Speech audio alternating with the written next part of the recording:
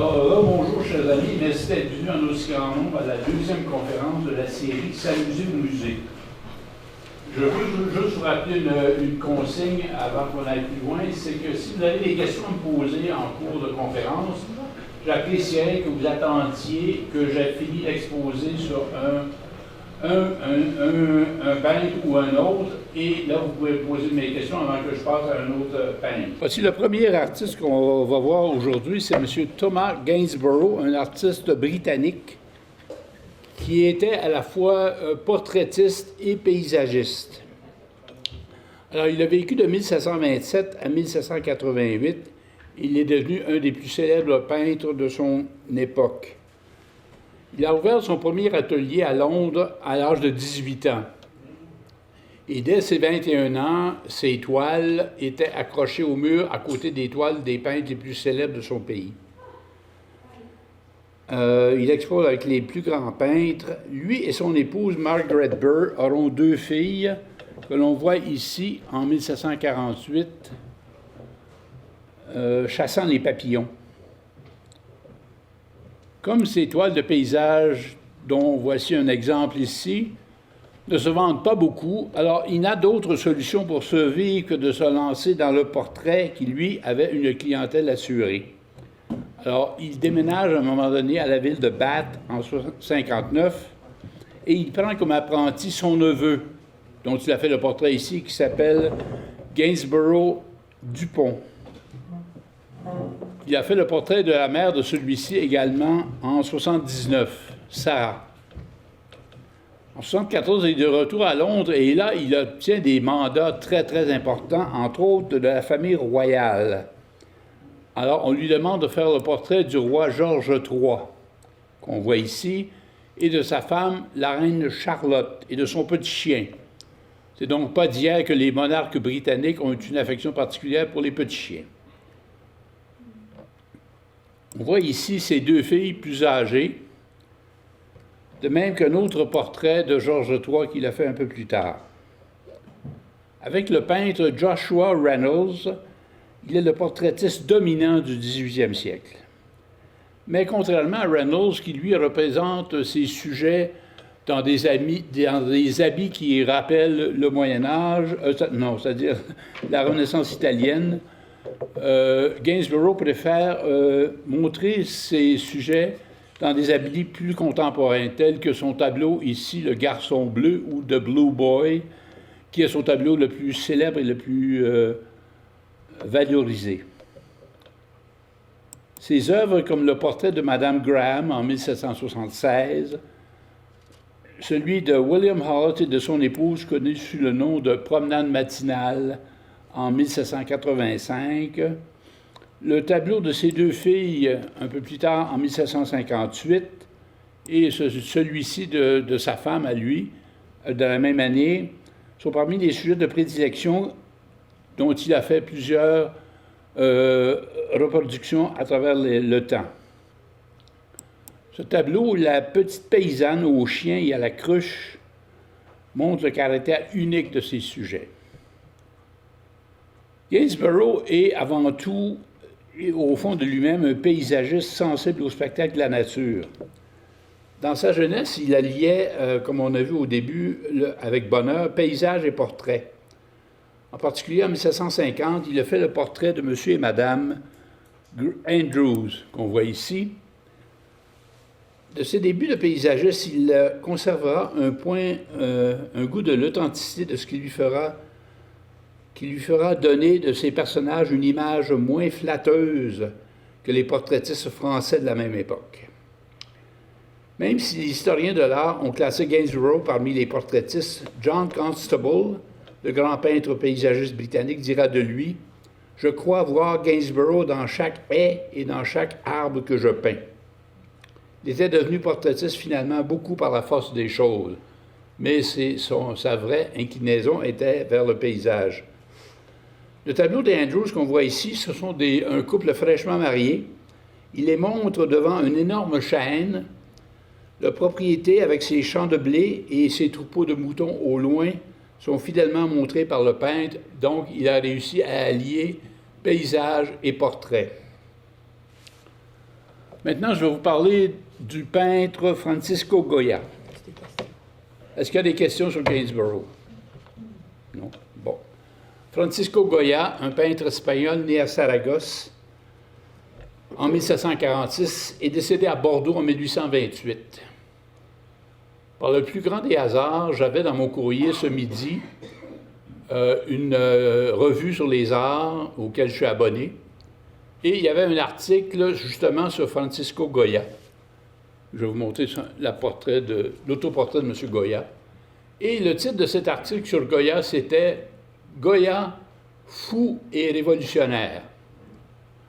J'ai trouvé que le titre était un peu dramatique, mais il y a du vrai dans celui-ci. Parce que fou, disons que Goya, vous allez voir, a eu certains excès de folie durant sa vie.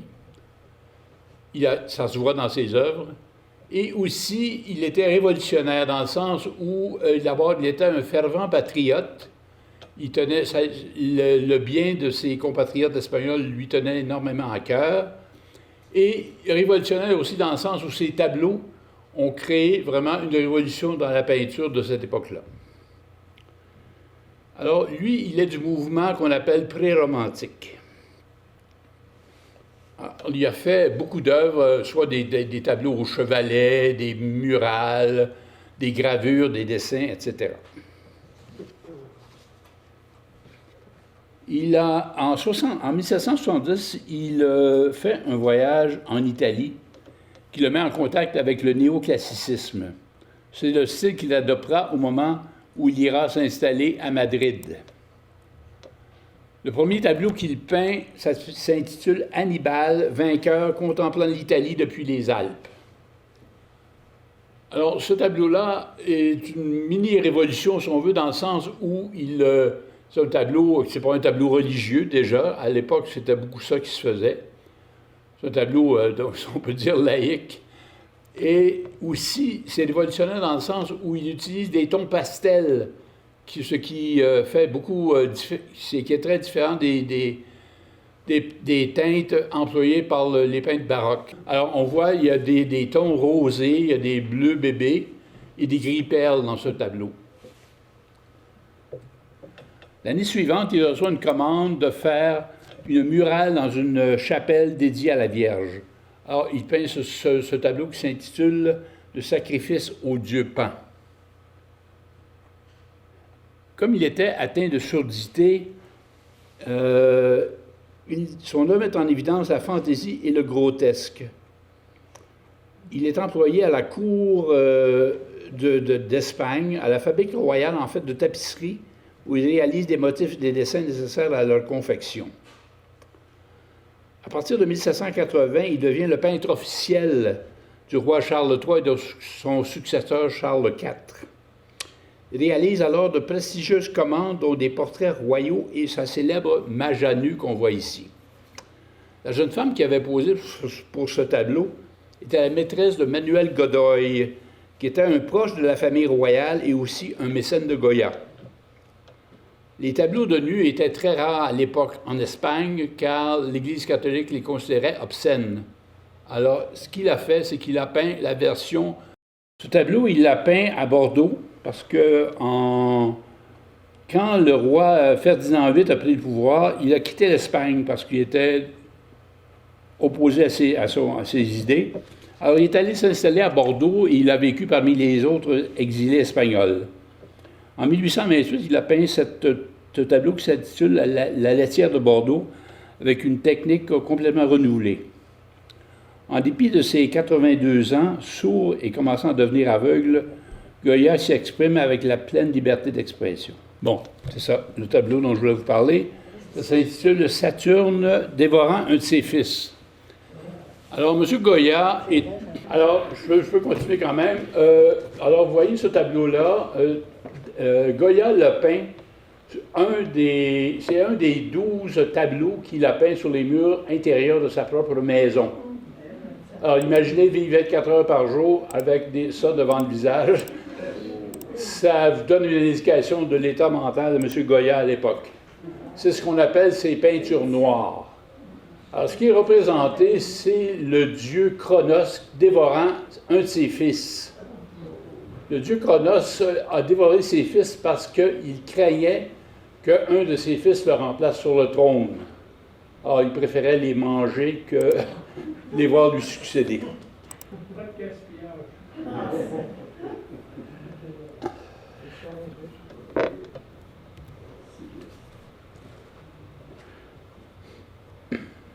Vous pouvez continuer si... Ben, ça, je n'en ai déjà parlé. Ah, on est à la suivante, celle-là? Ça, c'est son Christ crucifié. Suivant. Ça, c'est un jeune homme, un jeune garçon qui s'appelle Don Manuel de Zonga. Ça, c'est la duchesse d'Alba. Et ça, c'est un autoportrait de Goya en train de peindre dans son atelier. Et on va laisser ce brave monsieur Goya, pauvre lui. On va passer au suivant.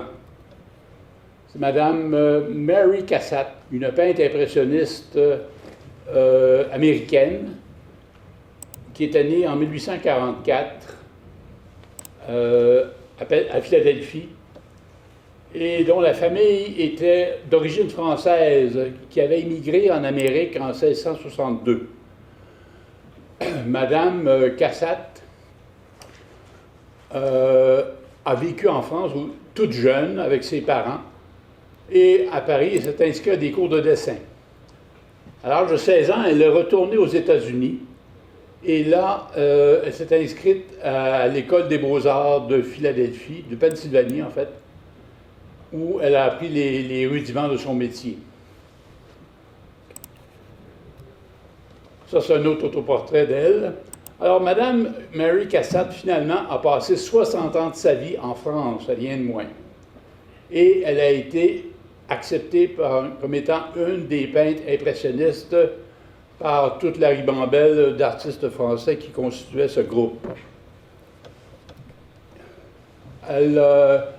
En 1877, elle a peint ce tableau qui s'intitule « La jeune fille à la mandoline », qui a été exposé au Salon de Paris.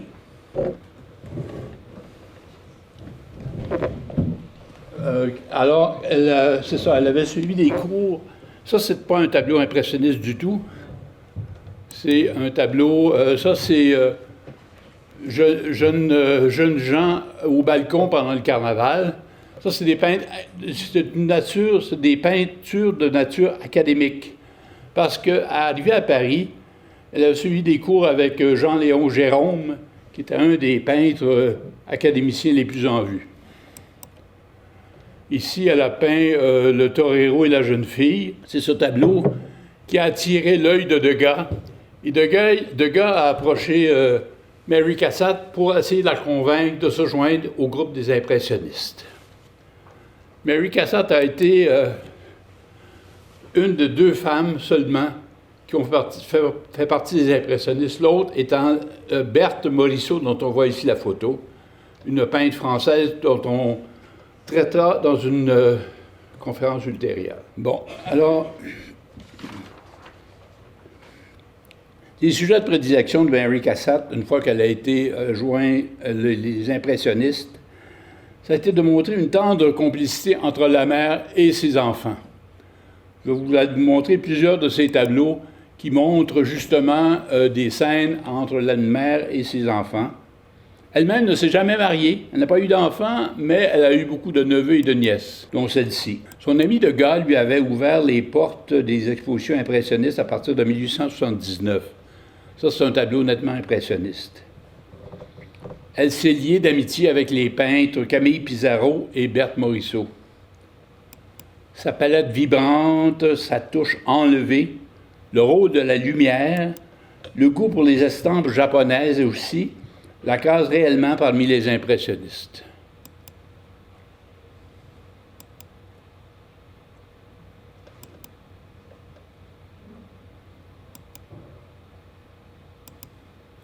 Ce tableau s'intitule « Une femme avec un collier de perles dans une loge ». Peint en 1879, comme Manet et Degas, elle peint plusieurs scènes intérieures au Palais Garnier. c'est sa sœur Lydia qui a posé pour ce tableau. Alors, ce qu'on voit, c'est que Mme Lydia est assise dans une loge, et derrière elle, il y a un miroir qui reflète ce que voit cette Lydia en question, c'est-à-dire une salle pleine et très fastueuse. Alors, Mary Cassatt s'est appliquée à mettre en évidence la chair de sa sœur qui est montrée grâce à l'éclairage artificiel. Ce tableau a été très apprécié au 4e Salon impressionniste. Ce tableau-ci, qui s'appelle « Femmes et enfants devant une tablette » de 1889, est un dessin fait avec la technique du pastel. Il représente la mère et son enfant tendrement enlacés, probablement après la toilette du petit. Cassatt a privilégié des sujets touchants à l'intimité féminine qu'elle a su si bien capter. Ce tableau, intitulé « Femme à sa toilette » de 1891, cette gravure témoigne de l'attirance de Mary pour les estampes japonaises qui étaient très appréciées dans le milieu impressionniste. D'ailleurs, elle visita la grande exposition d'estampes japonaises qui s'est tenue à Paris en 1880 avec son ami Degas. Comme les artistes japonais, Mary préfère la finesse du trait tout en éliminant les détails superflus, décrivant des moments d'intimité personnelle comme la coiffure ou la toilette. Vous vous souvenez qu'à la dernière conférence, je vous ai parlé du japonisme, qui était cette mode qui avait sévi en Europe, et particulièrement chez les artistes français, entre 1860 et 1890, qui faisait que tous les gens se pâmaient devant tout ce qui était japonais. Alors, en voilà un bon exemple. Alors, Mary Cassatt est décédée en 1926, la même année que Claude Monet, dans son château en France, que la richesse de sa famille lui avait permis d'acquérir. Alors, on est rendu au moment de la rubrique Info-Techno du jour. Aujourd'hui, je vais parler du sfumato. C'est un terme qui vient de l'italien. En fait, ça vient du mot fumo, qui veut dire fumer. C'est-à-dire, la fumée, c'est quelque chose d'évanescent, d'insaisissable, qui disparaît, qui réapparaît, etc. Et un bon exemple de ça, c'est une technique qui a été mise au point par Léonard de Vinci. Pour ce qu'il voulait faire, il voulait atténuer les lignes dans ses tableaux, notamment de la Joconde. Quand on fait un dessin, habituellement, on dessine un trait et ça délimite les limites de l'objet qu'on veut montrer. Ce que Léonard de Vinci a tenté de faire, c'est d'adoucir ce trait entre deux surfaces différentes. Alors, vous voyez, je vais vous montrer d'ailleurs en plus gros plan encore. Ici, vous avez le trait qui fait le contour du visage. Il n'y en a pas de trait autour du visage, pas plus qu'il y en a autour de la bouche ou autour du nez. Vous allez voir encore un plus gros plan. Ce qu'il fait, c'est qu'il adoucit la transition entre l'espace à gauche qui est ses cheveux bruns et sa peau. Et vous voyez, c'est très, très imperceptible la transition entre les deux.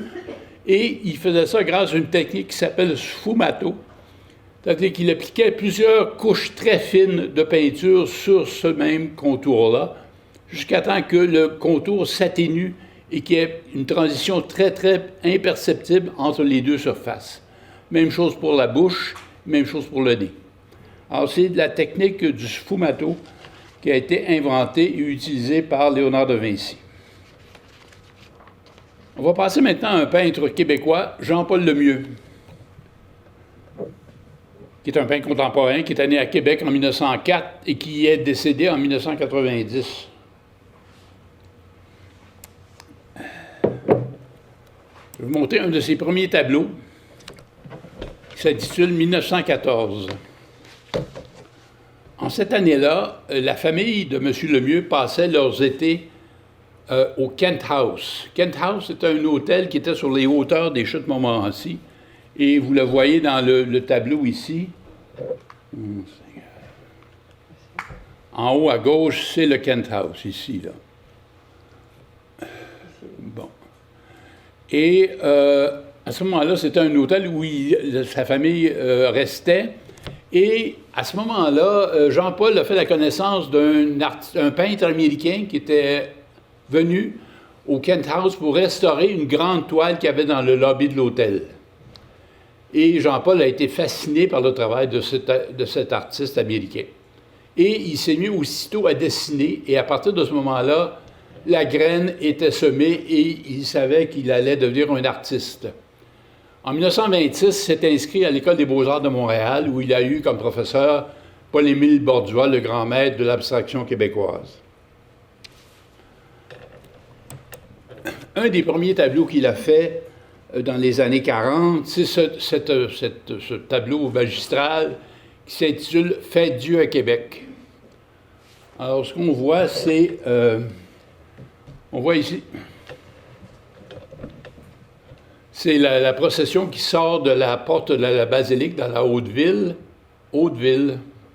bon, et qui descend le chemin de la montagne vers la Basse-Ville pour aboutir, je pense, à l'église Notre-Dame-des-Victoires à la place Royale. Alors, c'est très, très bien dessiné, c'est pas la question, mais il manque la troisième dimension. Il manque la perspective. Et à cause de ça, justement, c'est classé comme étant une œuvre naïve.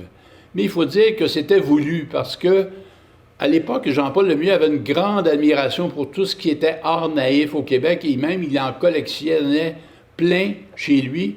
Et c'est cette façon de peindre qu'il a voulu reproduire dans cette toile. La toile suivante s'intitule 1910 Remembered. Pourquoi le titre en anglais, je l'ignore. Et en 1910, Jean-Paul Lemieux avait 6 ans et c'est lui le jeune garçon, là, dans l'habit de matelot, à l'avant-plan, et on le voit entre ses deux parents. Je pense que ce tableau-là est quand même assez représentatif de l'art de Jean-Paul Lemieux, c'est-à-dire que les personnages, il n'y a aucune communication entre les personnages, chacun vit dans sa bulle. En 1951, il peint les Ursulines. Ce tableau a gagné le premier prix du concours artistique à la grandeur de la province de Québec. Et en 1954, Lemieux se détache des influences folkloriques et va faire un voyage en France. À son retour, il peint en 1959 le train du Midi. Je vais vous montrer 3 versions. Alors, ce qu'il a dit à son retour d'Europe, il dit « À mon retour de l'Europe, j'ai été frappé ainsi que par la tristesse, j'ai été frappé par les plaines blanches et l'austérité de la province de Québec, ainsi que par la tristesse de l'hiver. » Alors là, il va peindre des tableaux où on voit des très vastes espaces de l'hiver, on voit un ciel très gris, très menaçant, et une grande surface enneigée, très uniforme, et on voit un peu une forêt vaguement là et une autre à droite. Et ce qu'on voit dans le milieu, c'est un train qui s'éloigne. Et c'est son train du Midi. C'est une peinture quasiment abstraite, vous en conviendrez.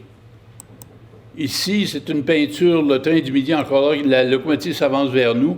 C'est un peu plus représentatif, moins abstrait, si on veut. Avec on voit très bien la lumière de la locomotive et la fumée qui s'en dégage. Et celui-ci, par contre, est complètement, à mon avis, abstrait. On voit une masse noire dans le lointain et des grandes surfaces blanches et grises. Il était fasciné également par les grands espaces. En 1955, il avait peint ce tableau dans l'Ouest canadien qui s'appelle le Far West. En 1971, il peint La jeune fille au chapeau rouge. Et en 1974, il peint son autoportrait qu'on voit ici. On le voit ici devant un mur où il y a 2 de ses tableaux qui sont affichés. Et 2 personnages plus ou moins énigmatiques qui se cachent un peu. On voit ici, on pourrait penser dans l'habit de matelot que ça serait lui-même le mieux quand il était plus jeune. Et le personnage en blanc, j'ai aucune idée qui ça peut être. Il a fait l'illustration de livres de Gabriel Leroy. Il a même illustré une réédition de Maria Chapdelaine, on le voit ici, son tableau qui s'intitule « L'église de Péribonka », où on voit les fidèles qui quittent l'église, soit à pied ou en voiture tirée par le cheval. Dans la même veine, il fait, en 1883 plutôt, ce tableau qui s'intitule « Basse-messe dimanche ». Encore là, on voit qu'il n'y a pas vraiment de communication entre les personnages. C'est un peintre, Jean-Paul Lemieux a été un peintre de la solitude et de l'isolement. Il avait peu d'intérêt pour les tableaux qu'on voit pittoresques de l'art dit canadien, c'est-à-dire les vieilles granges, les cabanes à sucre, les clochers d'église. Lui, ce qu'il aimait, c'était des portraits plus énigmatiques, comme son nu sur un fond bleu, qu'il a peint en 63, ou sa Julie et son univers de 65, ou enfin la femme au chapeau jaune de 1980. Jean-Paul Lemieux a été connu seulement à partir de ses 50 ans. À part les musées de Montréal et de Québec qui lui ont fait une rétrospective de ses œuvres, il a exposé ses tableaux dans des musées de Moscou, de Leningrad, de Paris, de Londres et de Prague. Et son œuvre, telle que je vais vous montrer un dernier tableau de Lemieux, son cheval blanc, aurait été original et à contre-courant des mouvements de son époque. Est-ce qu'il y a des questions sur Jean-Paul Lemieux? On va continuer avec un pilier de la Renaissance italienne, M. Sandro Botticelli, qu'on voit ici dans son autoportrait. Alors, Botticelli est né en 1445 à Florence et il a vécu presque toute sa vie. Il y est mort en 1510. Il a été le protégé de la fameuse famille des Médicis à Florence. Il a toujours recherché dans ses œuvres à représenter la femme idéale, inspiré qu'il était par l'humanisme proposé par la Renaissance. Il est reconnu pour la douceur extrême de ses visages féminins, avec leur coiffure complexe et magnifique. L'autoportrait qu'on voit ici est tiré du tableau qu'il a peint La Nativité. Alors, si vous voyez à l'extrême droite, le personnage ici, c'est Botticelli lui-même qui s'est inséré dans ce portrait, ce tableau. Et il est le seul personnage qui regarde le spectateur alors que tous les autres sont pris à regarder la scène de la Nativité avec l'enfant Jésus, Marie et Joseph et le roi mage. Ce tableau a été peint en 1475 et se retrouve sur les murs de la Galerie des Offices à Florence. Alors, Botticelli était né le fils d'un humble tanneur et le premier emploi qu'il a occupé, il a travaillé pour un orfèvre qui s'appelait Botticello. C'est ce travail chez l'orfèvre où il a appris la minutie et la précision dans ses tableaux et dans ses œuvres en général. Quand il a quitté l'orfèvre, il a pris un peu son nom en s'appelant Botticelli, alors que son vrai nom de famille, c'était Filippi. Non. Alors, après ça, il est allé travailler dans l'atelier du peintre Lippi, qui était un peintre qui faisait des œuvres religieuses. Et en 1481, il peint ce tableau qui s'appelle la Madone du Magnificat. Ce tableau a été peint et a appartenu à la famille des Médicis. On voit la Vierge au doux visage qui tient sur ses genoux l'enfant Jésus. Celui-ci guide la main de sa mère pour qu'elle trace la première lettre du mot Magnificat, qui était un cantique à sa gloire. Ils sont entourés de 5 anges, dont certains procèdent au couronnement de la Vierge. C'est un tableau qu'on appelle un tondo, c'est-à-dire un tableau en rond. On voit ici, c'est un tableau en rond. Le mot tondo vient de l'italien rotondo, qui veut dire rond, et il est dans un cadre ciselé magnifique. Après avoir passé dans l'atelier de Verrocchio, tout comme Léonard de Vinci, Botticelli ouvre son propre atelier grâce au soutien de la famille des Médicis.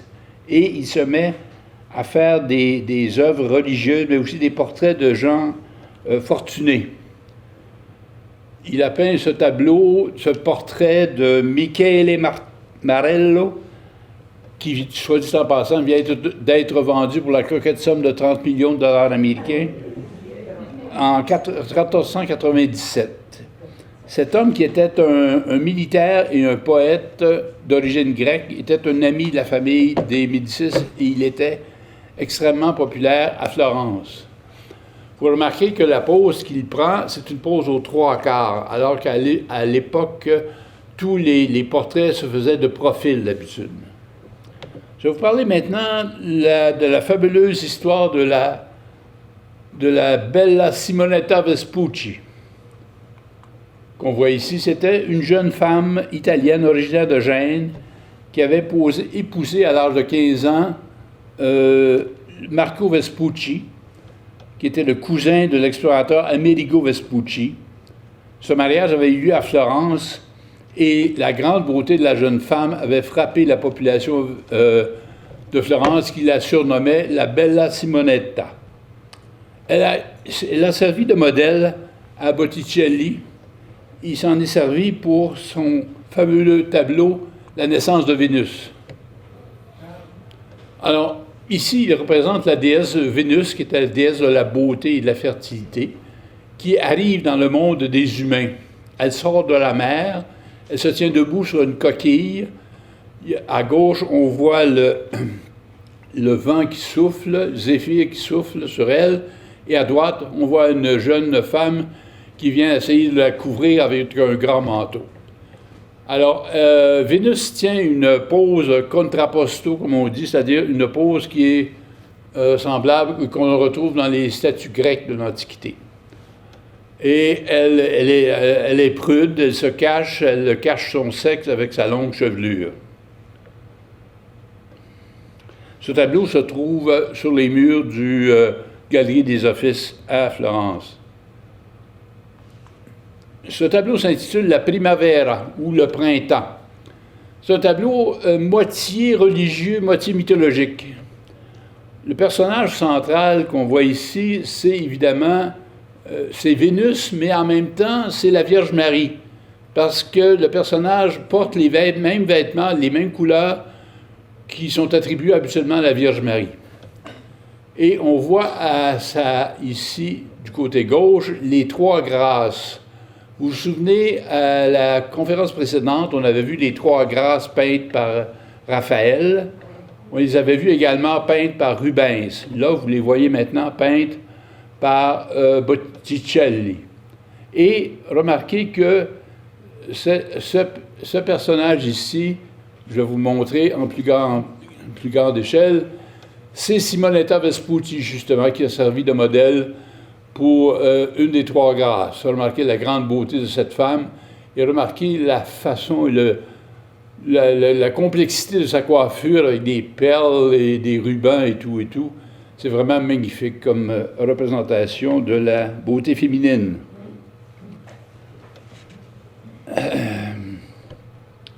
L'autre tableau s'intitule « Vénus et Mars ». Encore là, Vénus, on voit la déesse de la beauté qui est en compagnie de Mars, qui est le dieu de la guerre, donc vos antipodes, et Mars est endormi.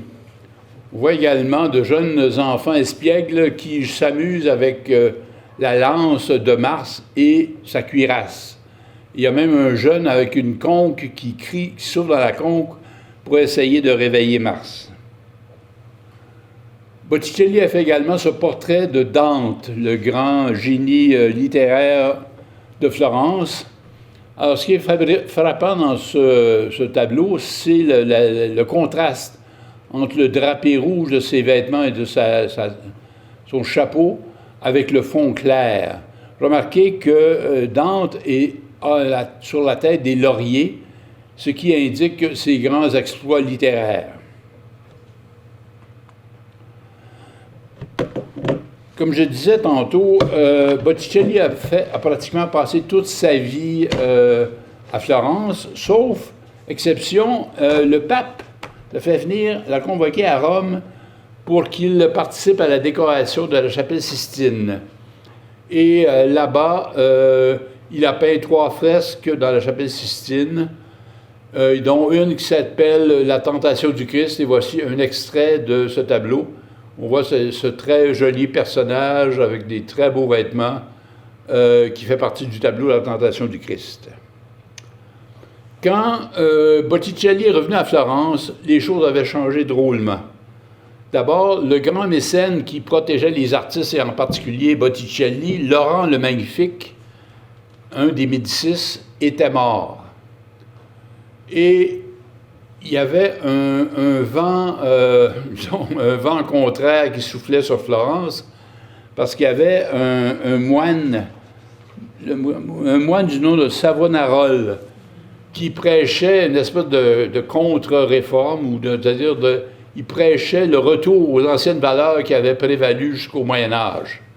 Et il voulait que tout le monde expie ses péchés, et c'était un retour en arrière où il rejetait toutes les valeurs humanistes que la Renaissance italienne avait mises de l'avant. Alors, il culpabilisait tout le monde qui voulait faire peindre des tableaux laïques ou des nus, etc. De sorte que Botticelli est un peu embarqué dans ce train-là et il est retourné à faire des œuvres religieuses. Il a fait ce qu'il appelle la nativité mystique. On voit la scène typique de la nativité, mais il y a plein d'anges, autant dans le ciel que sur terre. Vous allez voir des gros plans de ce qui se passe sur la terre. On voit ici un ange qui semble réconforter un humain et un autre qui fraternise avec quelqu'un de cette terre. Est-ce qu'il y a des questions sur Botticelli? On va passer au suivant, c'est Vincent van Gogh. Ce peintre hollandais qui était né en 1853 et qui est décédé à l'âge de 37 ans, le même âge que Raphaël. Malgré sa courte vie, Van Gogh a réussi à produire 2000 œuvres, toiles et dessins.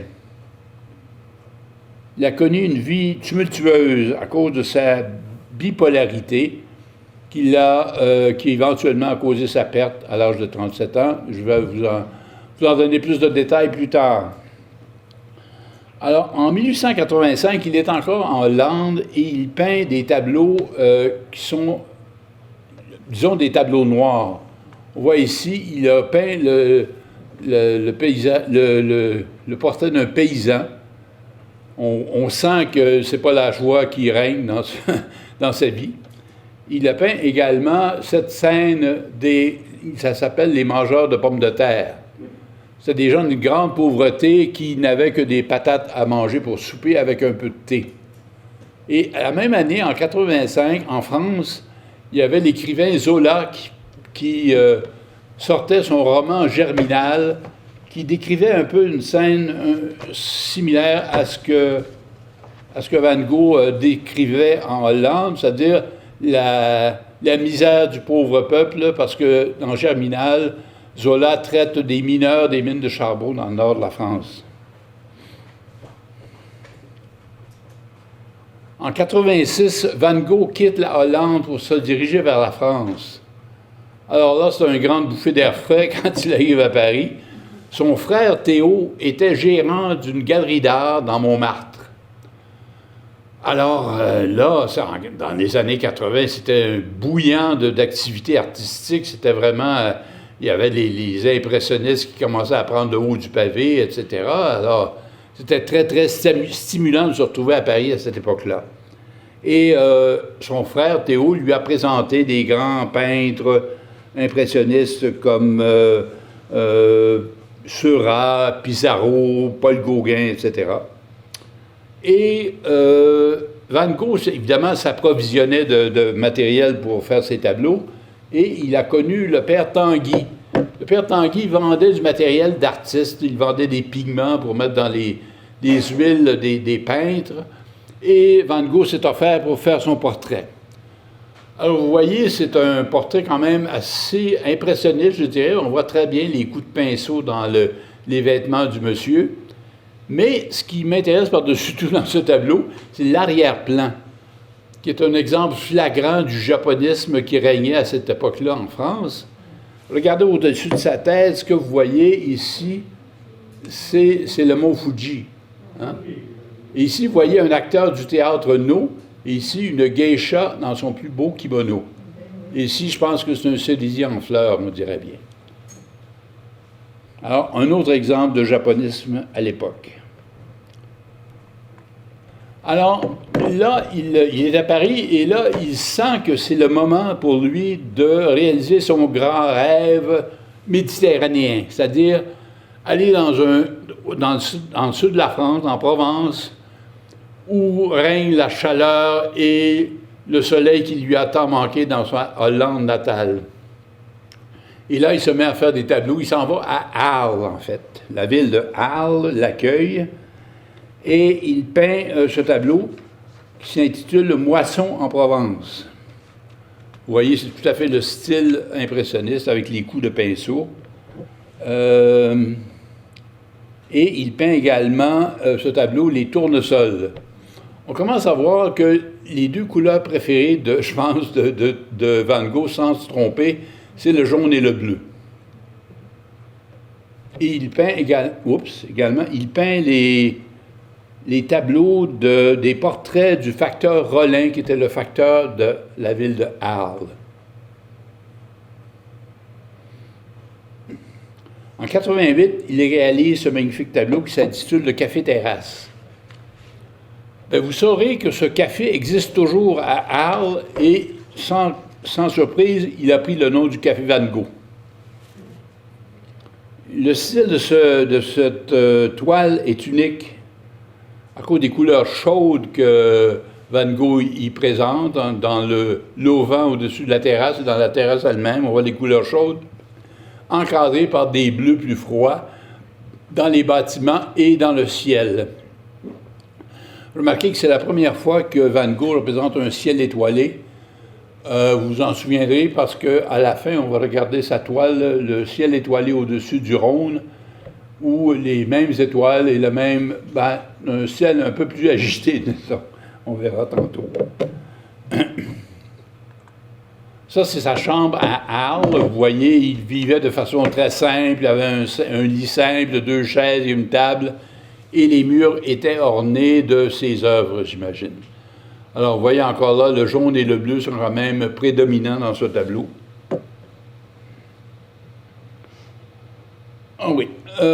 Paul Gauguin est allé rejoindre Van Gogh en octobre 88, et les deux se mettent à travailler ensemble. Ils partent le matin, ils vont peindre côte à côte, et ils se retrouvent et ils discutent beaucoup de peinture et d'autres choses. Mais souvent, ils se disputent. Et les disputes peuvent devenir violentes. C'est un peu ce qui est arrivé au mois de décembre, quand Gauguin est allé retrouver Van Gogh dans sa chambre d'hôtel, dans sa chambre plutôt, et là, ils ont eu une violente discussion, et quand Gauguin est parti en claquant la porte, Van Gogh, qui avait un rasoir dans la main, s'est tranché l'oreille. Et on va voir, il a peint un tableau de lui-même avec l'oreille bandée dans les jours qui ont suivi. Là, la population de Arles trouvait que M. Van Gogh avait un comportement plutôt bizarre et ils ont souhaité son expulsion de la ville. Alors, le printemps suivant, il s'est retrouvé dans l'asile, dans la ville voisine de Saint-Rémy-de-Provence. Et plus tard, il va aller s'établir à Anvers-sur-Oise, où il passera les 70 derniers jours de sa vie. Il est décédé en juillet 1890. Ce qu'on pense, c'est que sa consommation excessive de vin et d'absinthe ont amplifié les effets de sa bipolarité, éventuellement causé sa mort. Je ne veux pas vous laisser sur cette triste note, je vais vous montrer 2 de ses plus beaux tableaux. Les iris géants qu'il a réalisés alors qu'il était dans l'asile à Saint-Rémy. Il y avait, semble-t-il, des iris dans le jardin de l'asile et il a peint de façon un peu à la japonaise avec beaucoup des iris qui débordent même le cadre du tableau. Le dernier tableau s'intitule « La nuit étoilée sur le Rhône ». Ça a été peint à partir de sa chambre à l'asile. Ce paysage, bien qu'il soit parsemé d'étoiles et propice à une atmosphère douce et sereine, révèle chez son auteur un profond désarroi. Sa maladie influe de toute évidence sur son œuvre, comme le témoigne le tumulte de ce ciel mouvementé et, il faut le dire, terrifiant. Alors, on va laisser ce pauvre Vincent qui a eu une bien courte vie et malheureusement, on ne peut pas dire qu'il a été un homme heureux, mais il a fait quand même de très belles choses et on l'en remercie. Maintenant, je vais vous parler du mouvement du jour, l'académisme. Vous avez parlé la dernière fois de l'impressionnisme. Je vous entretiens aujourd'hui de son pire adversaire, l'académisme. C'est ce mouvement que les gens appelaient l'art pompier. Ce que vous voyez au tableau actuellement, c'est le casque que les pompiers portaient à l'époque à Paris. C'est joli, n'est-ce pas? Même orné de quelques fleurs et quelques rubans. Mais les académiciens peignaient souvent des scènes historiques et mythologiques. Et qu'est-ce qu'on voyait dans leurs scènes mythologiques et historiques? Souvent des guerriers qui portaient des casques un peu semblables à ceux des pompiers de Paris. Donc, on a dit que l'art académique, c'était l'art pompier. Parmi les peintres français représentatifs de ce mouvement, il y a William Bouguereau, qu'on va voir dans un instant. Alors, les peintres académiciens, ils ont établi des hiérarchies dans les thèmes à traiter dans une toile. En haut de l'échelle, il y avait les scènes historiques et mythologiques comme celles qu'on voit actuellement. En dessous, il y avait les scènes de la vie quotidienne. Et dans le bas de l'échelle, il y avait les paysages et les portraits. Ils s'appliquaient aussi beaucoup à travailler les nus en atelier. Et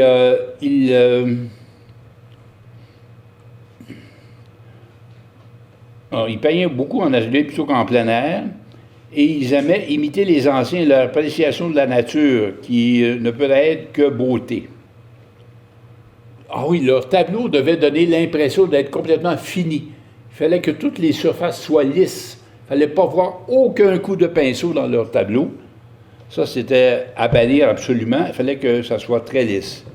Et on voit aussi un peintre, Jérôme, dont j'ai évoqué le nom tantôt parce qu'il avait enseigné à Mary Cassatt, qui a peint ce tableau qui s'intitule Pygmalion, où on voit un sculpteur qui tombe en amour avec l'œuvre, la sculpture qu'il vient de créer. Alors, il est facile de comprendre pourquoi les impressionnistes leur ont fait la guerre, car ils ne pouvaient pas être plus opposés dans leur goût de peindre en plein air, avec des touches rapides du pinceau qui laissaient une texture sur la toile, sans parler évidemment des sujets représentés. Au Québec, les peintres qui sont classés parmi les académiciens, il y a Suzor Côté et Cornelius Krigoff. Bon, maintenant, on va passer à un peintre qui est très représentatif de l'école des académiciens, c'est William Bouguereau, qu'on voit ici. Alors, il est né à La Rochelle en 1825, il est décédé en 1905 à l'âge de 80 ans. Ces tableaux montrent des scènes avec des sujets mythologiques ou bibliques, mettant l'accent sur le corps féminin, des nus, des madones. La façon de représenter les tons de chair était particulièrement appréciée à juste titre. Vous allez voir tantôt de très beaux nus qu'il a peints. Sa carrière a connu un énorme succès. Par contre, il a été dénoncé avec véhémence par l'avant-garde parisienne, notamment par les impressionnistes qui jugeaient son style trop léché, sentimental et artificiel. On croit que les portraits d'enfants qu'il a faits dans les décors tout en douceur étaient dus au fait qu'il avait perdu ses propres enfants en bas âge à cause d'une épidémie. Il a peint ce tableau de jeune Saint-Jean-Baptiste tout bouclé, et il a peint ce Cupidon qui est en train d'enlever délicatement un papillon qui s'est posé sur son bras. Une de ses premières œuvres a été La naissance de Vénus, un peu comme celui de Botticelli, n'est-ce pas? Sauf qu'il l'a peint en 1979. Mais ce tableau n'était pas influencé directement par Botticelli, mais plutôt par le peintre Ingres, qui a peint ce tableau de La naissance de Vénus 20 ans auparavant.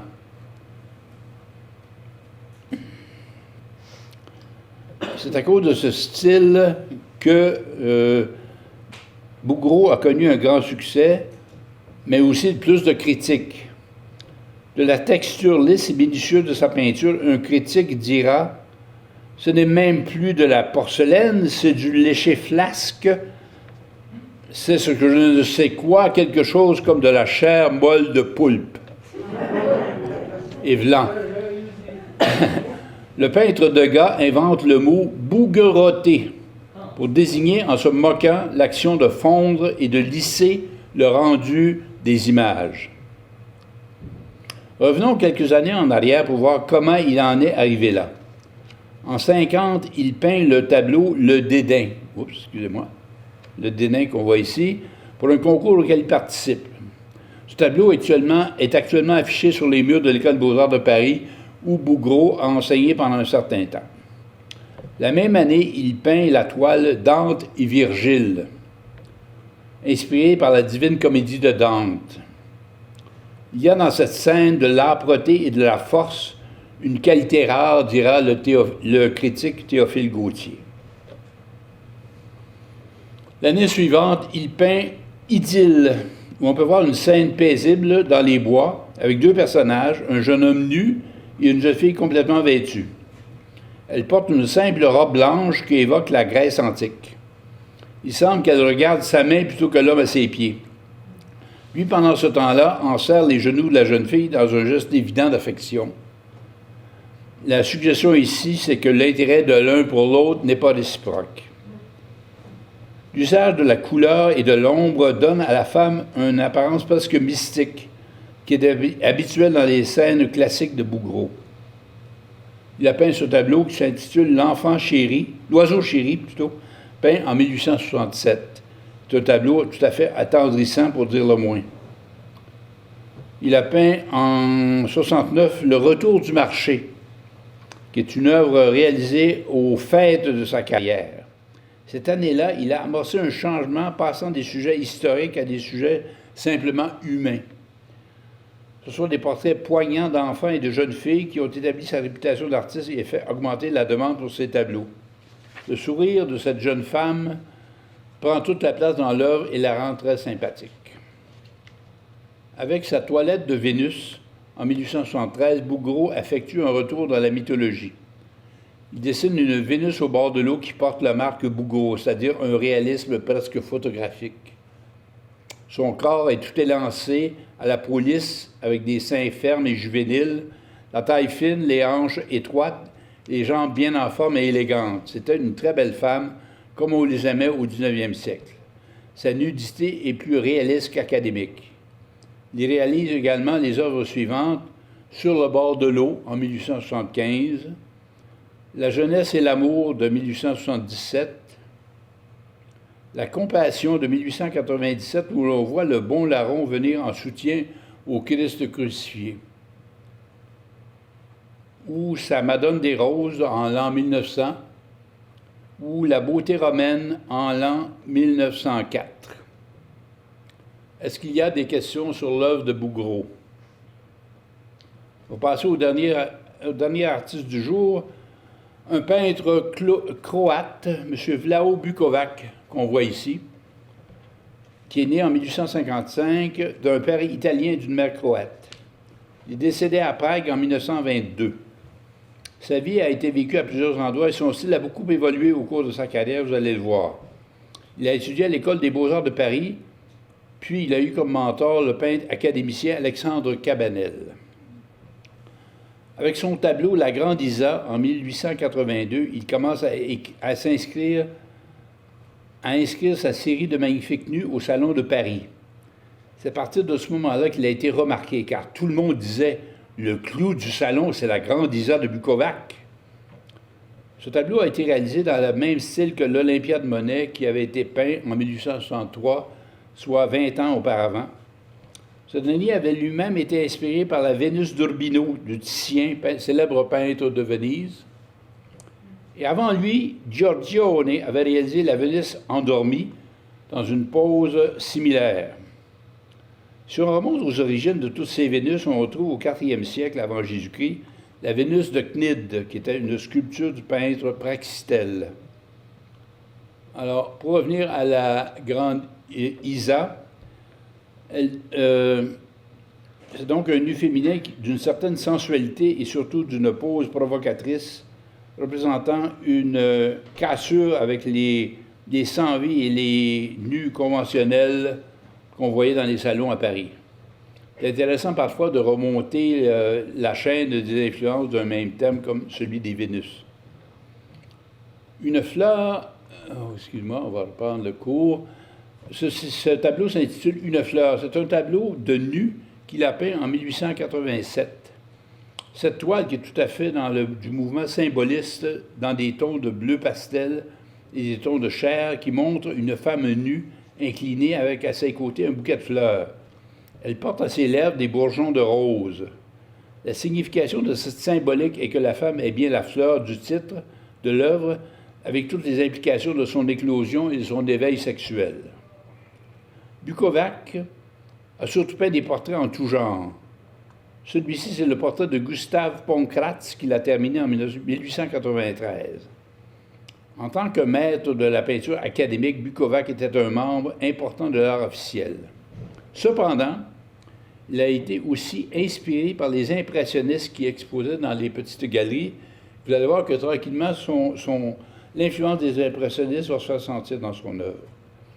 L'année suivante, il réalise le tableau intitulé « Le rêve de Gunduluk », qui décrit les contrastes entre la chrétienté et l'islamisme, entre l'Europe de l'Ouest et l'Europe de l'Est.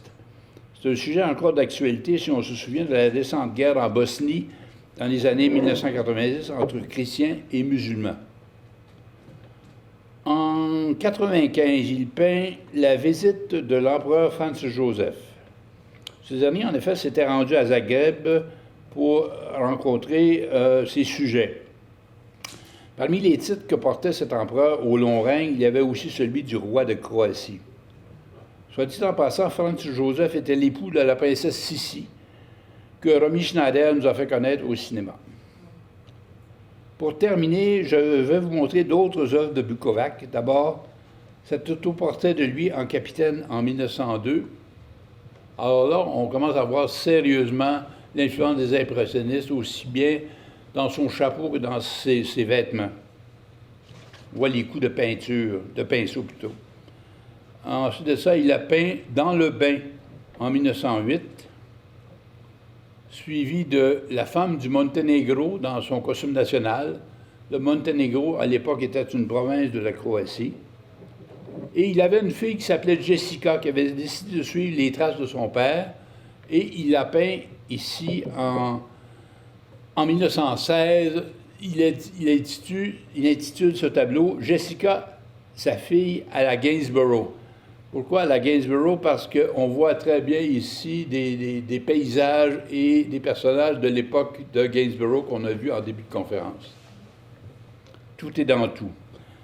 Et on voit le dernier tableau, c'est-à-dire il a peint également un autre tableau de sa fille qui en 1921, on voit sa fille qui applique la dernière touche à son tableau dans son atelier. Et je vais vous laisser sur un dernier autoportrait de Bukovac qu'il a peint en 1921. Vous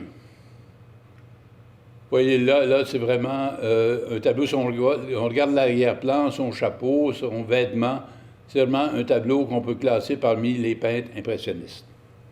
Alors voilà, c'était la conférence d'aujourd'hui. J'espère que ça vous a convenu. S'il y a des questions sur Bukovac.